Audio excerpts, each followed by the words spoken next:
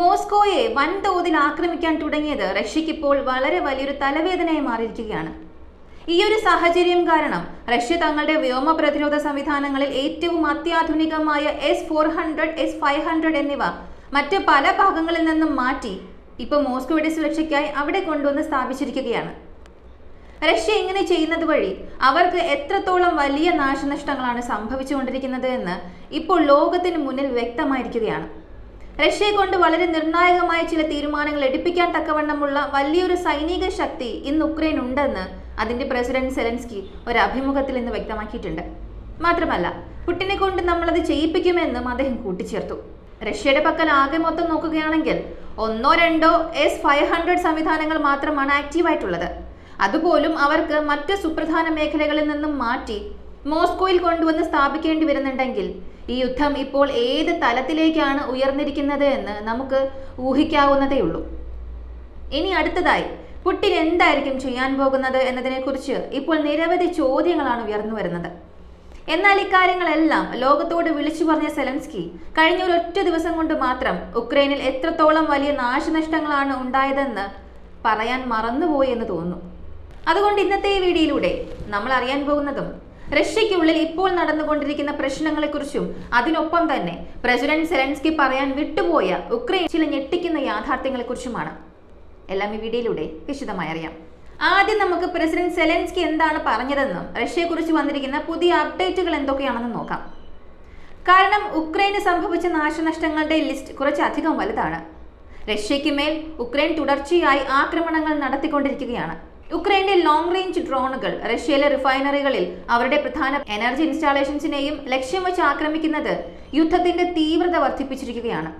ഇരുപക്ഷവും പരസ്പരം ആക്രമിക്കുന്നതിന്റെ തോത് ഒട്ടും കുറയ്ക്കുന്നില്ല. ഈ അടുത്തിടെ ഉണ്ടായ ഏറ്റവും വലിയൊരു ആക്രമണം നോർത്ത് ക്രീമിയൻ കനാൽ പാലം ഉക്രൈൻ തകർത്തുവെന്നതാണ്. അവരത് എത്രത്തോളം വലുതായാണ് ചിത്രീകരിച്ചതെന്ന് നമ്മൾ കഴിഞ്ഞ വീഡിയോസിലൂടെ കണ്ടതാണ്. എന്നാൽ ഇപ്പോൾ വന്നിരിക്കുന്ന ഏറ്റവും പുതിയ അപ്ഡേറ്റ് എന്തെന്നാൽ ഉക്രൈൻ വീണ്ടും ക്രീമിയെ ലക്ഷ്യം വെച്ച് ഡ്രോണുകൾ അയച്ചിരിക്കുകയാണ്. ഇതുമാത്രമല്ല, റഷ്യയുടെ ഭാഗത്തു നിന്നുള്ള ക്രീമിയൻ ഇൻചാർജ് വ്യക്തമാക്കുന്നത് വരാനിരിക്കുന്ന ദിവസങ്ങൾ ക്രീമിയയ്ക്ക് വളരെ നിർണായകമാണെന്നാണ്. കാരണം ഉക്രൈന്റെ ചാരന്മാർ ക്രീമിയയ്ക്കുള്ളിൽ കടന്നുകൂടി ജനങ്ങൾക്കിടയിൽ ഒരു അശാന്തി സൃഷ്ടിക്കാൻ ശ്രമിക്കുന്നുണ്ട്. റഷ്യക്കാരുടെ വേഷത്തിലോ അല്ലെങ്കിൽ ആയുധങ്ങൾ ഉള്ളിലേക്ക് കടത്തിയോ ഒക്കെ ഇവർ ഇതിനായി ശ്രമിച്ചേക്കാം. അതുകൊണ്ട് അവിടെയുള്ള ജനങ്ങൾ പുറത്തുനിന്ന് വരുന്ന ആരെയും അത്ര പെട്ടെന്ന് വിശ്വസിക്കരുതെന്നും ആരുടെയെങ്കിലും മേൽ സംശയം തോന്നിയാൽ ഉടൻ തന്നെ അധികൃതരെ വിവരം അറിയിക്കണമെന്നും ഒരു പ്രധാനപ്പെട്ട മുന്നറിയിപ്പ് നൽകിയിട്ടുണ്ട്. ഇതിന് പുറമെ ക്രീമിയയിൽ ഇപ്പോൾ വലിയ തോതിൽ ഇന്ധനക്ഷാമം അനുഭവപ്പെടുന്നുവെന്ന കാര്യം നമുക്ക് നിഷേധിക്കാൻ കഴിയില്ല. അവിടെയുള്ള സ്റ്റോറേജ് സൈറ്റുകൾക്ക് നേരെ വലിയ രീതിയിൽ ആക്രമണങ്ങൾ നടന്നിട്ടുണ്ട്. അതുകൊണ്ട് തന്നെ റേഷൻ അടിസ്ഥാനത്തിലാണ് ചില ഭാഗങ്ങളിൽ ഇന്ധനം നൽകിക്കൊണ്ടിരിക്കുന്നത്. എന്നാൽ പാശ്ചാത്യ മാധ്യമങ്ങൾ ഇതിനെ വളച്ചൊടിച്ച് ക്രീമിയയിൽ മുഴുവനായും ഇന്ധന റേഷനിങ് ഏർപ്പെടുത്തിയിരിക്കുകയാണെന്നും റഷ്യ പിടിച്ചടക്കിയ ക്രീമിയയിലെ ജനങ്ങൾ വലിയ ദുരിതത്തിലാണെന്നുമുള്ള രീതിയിലാണ് വാർത്തകൾ പ്രചരിപ്പിക്കുന്നത്. പക്ഷെ ഇന്നത്തെ ഗ്രൗണ്ട് റിയാലിറ്റി പരിശോധിച്ചാൽ ആകെ ക്രീമിയൻ പെനിൻസുലയുടെ 8% താഴെ വരുന്ന പ്രദേശങ്ങളിൽ മാത്രമാണ് ഇത്തരത്തിൽ റേഷൻ അടിസ്ഥാനത്തിൽ ഇന്ധനം നൽകുന്നതെന്നാണ് അറിയാൻ കഴിയുന്നത്. ഇതിനടുത്തതായാണ് സെലൻസ്കി പറഞ്ഞ ആ S-400, 500 വ്യോമ പ്രതിരോധ സംവിധാനങ്ങളുടെ കാര്യം വരുന്നത്. അദ്ദേഹം S-400ന്റെ കാര്യം മാത്രമാണ് പറഞ്ഞിരുന്നത് എങ്കിൽ നമുക്കത് വിശ്വസിക്കാമായിരുന്നു. കാരണം റഷ്യയുടെ പക്കൽ അതിന്റെ നിരവധി യൂണിറ്റുകൾ ലഭ്യമാണ്. എന്നാൽ S-500ന്റെ കാര്യത്തിലേക്ക് വന്നാൽ റഷ്യ ഒരൊറ്റ യൂണിറ്റ് മാത്രമാണ് നിലവിൽ പ്രവർത്തന സജ്ജമാക്കി വിന്യസിപ്പിച്ചിരിക്കുന്നത്. അതെവിടെയാണെന്ന് നോക്കിയാൽ ക്രീമിയൻ പാലത്തിന്റെ സുരക്ഷ ഉറപ്പാക്കാൻ തക്കവണ്ണമുള്ള ഒരു പരിധിക്കുള്ളിൽ, ആ ഒരു റേഡിയസിനുള്ളിൽ ഒരൊറ്റ S-500 യൂണിറ്റ് മാത്രമാണ് ഇതുവരെ വിന്യസിപ്പിച്ചിട്ടുള്ളത്. മറ്റൊരു യൂണിറ്റ് ഒരുപക്ഷെ മോസ്കോയുടെ സുരക്ഷയ്ക്കായി നേരത്തെ തന്നെ അവിടെ സ്ഥാപിച്ചിട്ടുണ്ടാകാമെന്നും പറയപ്പെടുന്നു. എന്നാൽ ഉക്രൈൻ പ്രസിഡന്റ് സെലൻസ്കി പറയുന്നത് റഷ്യ ഈ 2 യൂണിറ്റുകളും ഇപ്പോൾ മോസ്കോയുടെ സുരക്ഷയ്ക്കായി അങ്ങോട്ടേക്ക് മാറ്റിക്കഴിഞ്ഞു എന്നാണ്. ഉക്രൈൻ റഷ്യയുടെ ഉള്ളറകളിലേക്ക് നടത്തുന്ന ഡ്രോൺ ആക്രമണങ്ങളാണ് പുടിനെ കൊണ്ട് ഇങ്ങനെ ഒരു തീരുമാനം എടുപ്പിച്ചതെന്നാണ് സെലൻസ്കി അവകാശപ്പെടുന്നത്. ഇപ്പോൾ സെലൻസ്കി പറയുന്ന കാര്യങ്ങൾ അദ്ദേഹത്തിന്റെ ഭാഗത്ത് നിന്ന് അല്ലെങ്കിൽ പാശ്ചാത്യ മാധ്യമങ്ങളുടെ ഭാഗത്ത് നിന്ന് നോക്കുകയാണെങ്കിൽ റഷ്യയ്ക്ക് വലിയ തോതിൽ നാശനഷ്ടങ്ങൾ സംഭവിച്ചു എന്നൊരു പ്രതിച്ഛായയാണ് ലോകത്തിന് മുന്നിൽ ഉണ്ടാകുന്നത്. അപ്പോൾ റഷ്യയ്ക്ക് ഇവിടെ മറ്റു പ്രശ്നങ്ങളൊന്നും ഇല്ല എന്ന് ചോദിച്ചാൽ ഉക്രൈന്റെ ഡ്രോണുകൾ റഷ്യയുടെ പേരിന് വലിയ രീതിയിലുള്ള കോട്ടം വരുത്തുന്നുണ്ട് എന്നുള്ളത് സത്യമാണ്. അവർ നടത്തിയ ആക്രമണങ്ങൾ കഴിഞ്ഞ ദിവസം മോസ്കോയിലെ ഒരു റിഫൈനറി ഉൾപ്പെട്ടിരുന്നു. റഷ്യയുടെ വ്യോമ പ്രതിരോധ സംവിധാനത്തിന് സംഭവിച്ച ഒരു പിഴവ് കാരണം അവിടുത്തെ ഒരു ഫ്യൂൽ ടാങ്ക് വലിയ രീതിയിൽ തകരുന്ന ദൃശ്യങ്ങളെല്ലാം നമ്മൾ കണ്ടതാണ്. എന്നാൽ ഇപ്പോൾ ആ റിഫൈനറിയുടെ 90% പ്രവർത്തന സജ്ജമായി തിരിച്ചു വന്നു കഴിഞ്ഞു. പൊതുവെ ഇങ്ങനെയുള്ള എണ്ണ ശുദ്ധീകരണശാലകൾക്ക് എന്തെങ്കിലും സംഭവിച്ചാൽ അത് എത്രത്തോളം വലിയ പ്രശ്നമാകുമെന്ന് നമുക്കറിയാം. ഒരു ചെറിയ തീപിടുത്തം ഉണ്ടായാൽ പോലും അത് എത്ര വേഗത്തിലാണ് പടരുക എന്നും നമുക്കറിയാം. അതിനെ എല്ലാം പ്രതിരോധിക്കാൻ തക്കവണ്ണമാണ് ലോകത്തിലെ എല്ലാ റിഫൈനറികളും രൂപകൽപ്പന ചെയ്തിരിക്കുന്നത്. അതുകൊണ്ട് തന്നെ ഉക്രൈൻ നടത്തിയ ഈ ആക്രമണം റഷ്യയുടെ അന്തസ്സിന് കളങ്കം വരുത്തി എന്നതിനപ്പുറം അവരുടെ സാമ്പത്തിക വ്യവസ്ഥയെ വലിയ രീതിയിൽ ബാധിച്ചിട്ടില്ല. എന്നാൽ മാനസികമായി സൈക്കോളജിക്കൽസ് നോക്കുകയാണെങ്കിൽ റഷ്യക്കെതിരെ ഇതൊരു വലിയ ആയുധമാക്കാൻ ഉക്രൈന് കഴിഞ്ഞിട്ടുണ്ട്.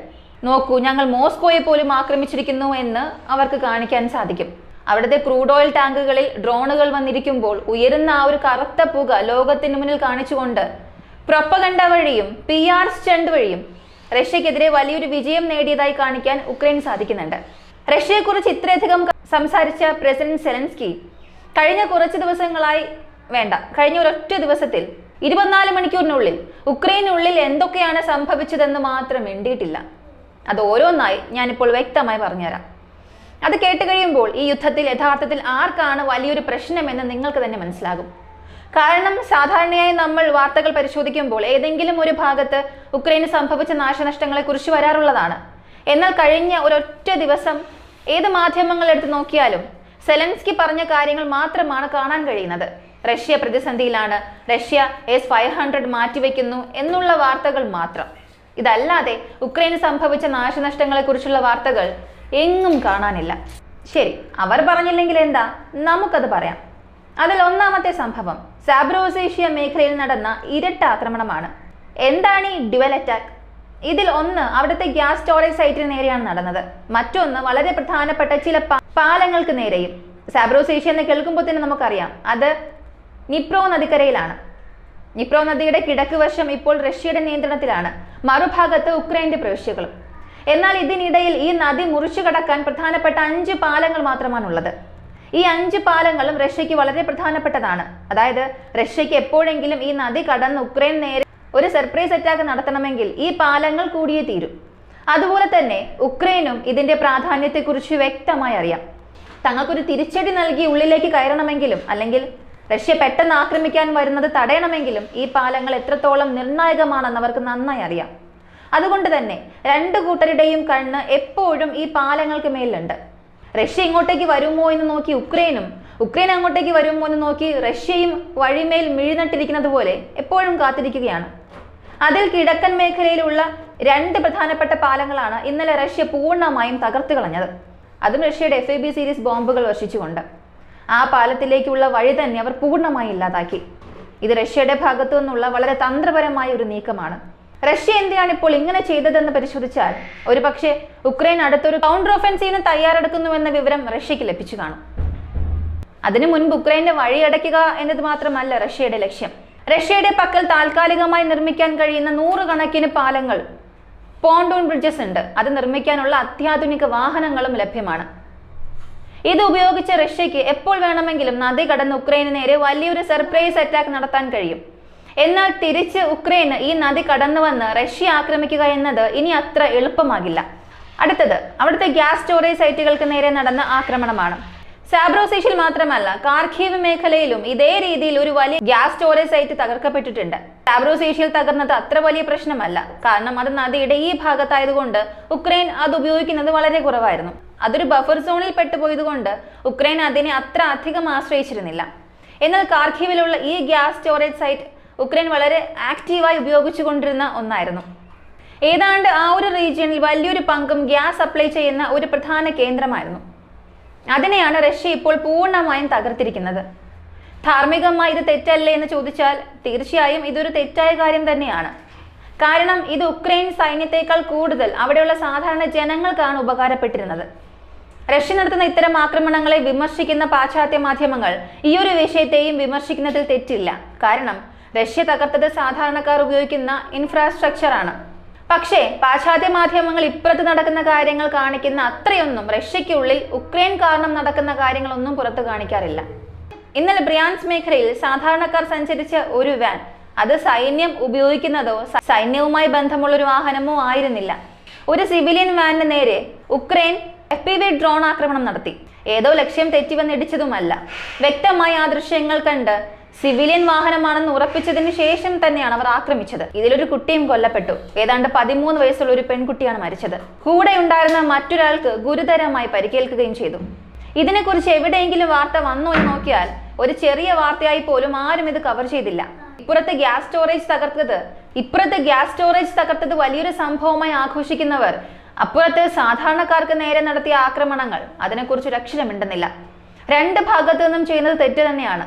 എന്നാൽ ഒരു ഭാഗത്തെ മാത്രം കുറ്റപ്പെടുത്തുകയും മറുഭാഗത്തെ വെള്ളപൂശുകയും ചെയ്യുന്ന മാധ്യമ ശൈലി ഒരിക്കലും അംഗീകരിക്കാൻ കഴിയില്ല. മൂന്നാമത്തെ സംഭവം എന്താണെന്ന് അറിയാമോ? കീവിലെ പവർ സപ്ലൈ ആണ്.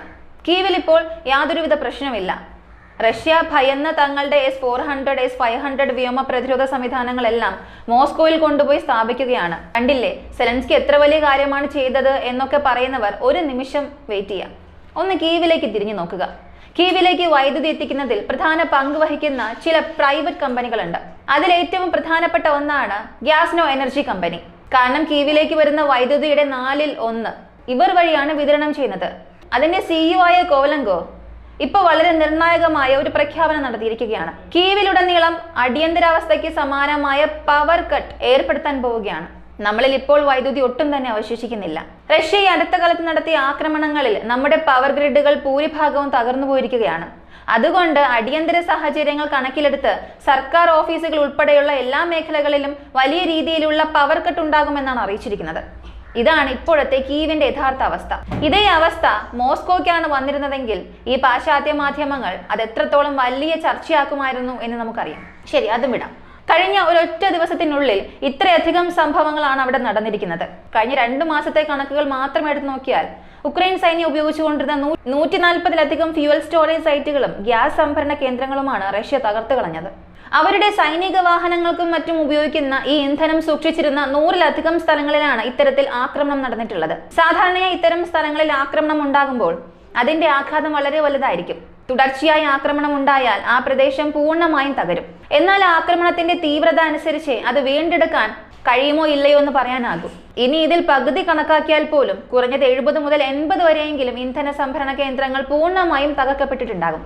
എന്നാൽ ഉക്രൈൻ റഷ്യയ്ക്കുള്ളിൽ തകർത്ത സ്ഥലങ്ങൾ നമുക്ക് വിരലിൽ എണ്ണാൻ കഴിയും. കാരണം അവരത് അത്ര വലിയ രീതിയിലാണ് ലോകത്തിന് മുന്നിൽ കാണിക്കുന്നത്. ഒന്നുകിൽ ഒരു ദിവസം, അല്ലെങ്കിൽ ഇതുവരെ മൊത്തത്തിൽ നടന്നത് നോക്കിയാൽ ഒരു 20 മുതൽ 30 വരെ സംഭവങ്ങൾ മാത്രമേ അപ്പുറത്ത് റിപ്പോർട്ട് ചെയ്യപ്പെട്ടിട്ടുണ്ടാകൂ. എന്നാൽ ഒരു മാസം കൊണ്ട് തകർന്ന 130 എവിടെ കിടക്കുന്നു? അതേ മാസത്തിൽ നടന്ന 10 അല്ലെങ്കിൽ 20 എവിടെ കിടക്കുന്നു? ഈ ഒരു വ്യത്യാസം നിങ്ങൾക്ക് തന്നെ കണക്ക് കൂട്ടി നോക്കാം. അതുകൊണ്ട് പ്രസിഡന്റ് സെലൻസ്കി മാത്രമല്ല, ഉക്രൈനിലെ മാധ്യമങ്ങളും അവരുടെ PR ഗ്രൂപ്പുകളും സൈക്കോളജിക്കൽ വാർഫെയർ വാർത്തകൾ പ്രചരിപ്പിക്കുന്നവരും ഒരേ ഒരു കാര്യം മറന്നുപോകുകയാണ്. റഷ്യയ്ക്കുണ്ടാകുന്ന നാശനഷ്ടങ്ങൾ ഇത്ര വലുതാക്കി കാണിക്കുന്ന നിങ്ങൾ ഉക്രൈന് സംഭവിക്കുന്ന തകർച്ചകളെ കുറിച്ച് മിണ്ടാൻ പോലും തയ്യാറാകുന്നില്ല. ഇവിടെ മാധ്യമങ്ങളുടെ സ്വാധീനം പൂർണ്ണമായും ഒരു പക്ഷത്തേക്ക് മാത്രമായി ഒതുങ്ങിയിരിക്കുകയാണ്. മാധ്യമങ്ങൾ മുഴുവൻ ഒരു ഭാഗത്തിന്റെ മാത്രം ആധിപത്യത്തിൽ നിൽക്കുമ്പോൾ പുറത്തു വരുന്ന വാർത്തകൾ ഏത് തരത്തിലായിരിക്കുമെന്ന് ഇതിൽ നിന്ന് വ്യക്തമാണ്. കാരണം ഈ അടുത്ത് നമ്മൾ കാണുന്ന വാർത്തകളിൽ ഒന്നും ഉക്രൈൻ നേരിടുന്ന യഥാർത്ഥ പ്രതിസന്ധികൾ പുറത്തു വരുന്നതേയില്ല. പക്ഷേ ഗ്രൗണ്ട് റിയാലിറ്റി തികച്ചും വ്യത്യസ്തമാണ്. ഇതിന് നമ്മൾ അവിടെ നേരിട്ട് പോയി കാണണമെന്നൊന്നുമില്ല. ഇരുപക്ഷത്തു നിന്ന് വരുന്ന ഡാറ്റകൾ എടുത്ത് പരിശോധിച്ചാൽ തന്നെ നമുക്കത് മനസ്സിലാക്കാൻ കഴിയും. ഭൂരിഭാഗം മാധ്യമങ്ങളും ഉക്രൈൻ പറയുന്ന കാര്യങ്ങൾ അതേപടി ഏറ്റെടുക്കുകയാണ് ചെയ്യുന്നത്. മറുഭാഗത്ത് റഷ്യൻ സൈഡിൽ നിന്ന് വരുന്ന ഒരൊറ്റ വിവരങ്ങൾ പോലും അവർ വെരിഫൈ ചെയ്യാൻ ശ്രമിക്കുന്നില്ല. അതും കൃത്യമായ ജിയോ ലൊക്കേറ്റഡ് ലൊക്കേഷൻസ്, അത് വ്യക്തമായ ഡാറ്റ ഉണ്ടായിരുന്നിട്ട് കൂടിയും ആരും അതിന് വലിയ കവറേജ് നൽകുന്നില്ല. സെലൻസ്കിയെ സംബന്ധിച്ചിടത്തോളം അദ്ദേഹം ഒരു കാര്യം മറക്കുകയാണ്. നിലവിൽ അദ്ദേഹത്തിന് പഴയതുപോലുള്ള ആധികാരികമായ അധികാരമില്ല. റഷ്യ പറയുന്നത് പോലെ നോക്കുകയാണെങ്കിൽ അധികാരമില്ലാത്തൊരു പ്രസിഡന്റായാണ് അദ്ദേഹം ഇപ്പോൾ അവിടെ തുടരുന്നത്. ഇനി എത്ര നാൾ ഇവർ ഈ യുദ്ധം എങ്ങനെ മുന്നോട്ട് കൊണ്ടുപോകും, അല്ലെങ്കിൽ ഇതിന്റെ തുടർച്ചയായി എന്താണ് സംഭവിക്കാൻ പോകുന്നതെന്നൊന്നും അറിയില്ല. കാരണം ഉക്രൈനിൽ ഇപ്പോൾ നിർബന്ധിത സൈനിക സേവനം വളരെ ശക്തമായി നടക്കുന്നുണ്ട്. ഇതിൽ എത്ര പേർ വിശ്വസിക്കുന്നുണ്ടെന്ന് എനിക്കറിയില്ല. എങ്കിലും കുറഞ്ഞ പക്ഷം ഒരു മാസം 8,000 മുതൽ 9,000 വരെ ആളുകളെയാണ് ഇത്തരത്തിൽ നിർബന്ധിതമായി സൈന്യത്തിലേക്ക് അയച്ചുകൊണ്ടിരിക്കുന്നത്. ഈ ഡാറ്റ ശരിക്കും ആശങ്കപ്പെടുത്തുന്നതും അത്രമേൽ ഭയമുണർത്തുന്നതുമാണ്. ഈ വീഡിയോയെക്കുറിച്ചുള്ള നിങ്ങളുടെ അഭിപ്രായങ്ങൾ മറക്കാതെ കമന്റിൽ പറയുക. പ്രത്യേകിച്ച് വെനിസ്വേലയിൽ നടന്ന ആ സംഭവം നിങ്ങൾ കണ്ടിട്ടുണ്ടാകും. അതിനെക്കുറിച്ച് പ്രത്യേക വീഡിയോ ചെയ്യണമെന്നറിയില്ല. കാരണം അവിടെ അത്ര വലിയ നാശനഷ്ടങ്ങളാണ് ഉണ്ടായിരിക്കുന്നത്. പ്രാഥമിക വിവരങ്ങൾ അനുസരിച്ച് 100 മുതൽ 200ഓളം ആളുകൾ മരണപ്പെട്ടു എന്നാണ് കേൾക്കുന്നത്. ചിലപ്പോൾ ഇത് 10,000-ഓളം വരെ ഉയർന്നേക്കാമെന്നും പറയപ്പെടുന്നുണ്ട്. ആ ഒരു വിഷയം സംസാരിക്കുന്നത് തന്നെ ശരിയായിരിക്കുമോ എന്നറിയില്ല. കാരണം ആ ദൃശ്യങ്ങൾ കാണുമ്പോൾ തന്നെ വലിയ ദുഃഖം തോന്നുന്നുണ്ട്. അതുകൊണ്ട് അതിനെക്കുറിച്ച് സംസാരിക്കാൻ തോന്നുന്നില്ല. എങ്കിലും ഞാൻ നിങ്ങളോട് ചോദിക്കുകയാണ്, വേണമെന്നുണ്ടെങ്കിൽ നിങ്ങൾക്ക് പറയാം. അതിന് പിന്നിലെ ഡാറ്റകളെല്ലാം ഉൾപ്പെടുത്തി നമുക്ക് മറ്റൊരു വീഡിയോയിൽ അതിനെക്കുറിച്ച് സംസാരിക്കാം. ഒപ്പം ഈ വീഡിയോയെക്കുറിച്ചുള്ള നിങ്ങളുടെ അഭിപ്രായങ്ങൾ മറക്കാതെ കമന്റിൽ പറയുക. അടുത്ത വീഡിയോയിൽ വീണ്ടും കാണാം.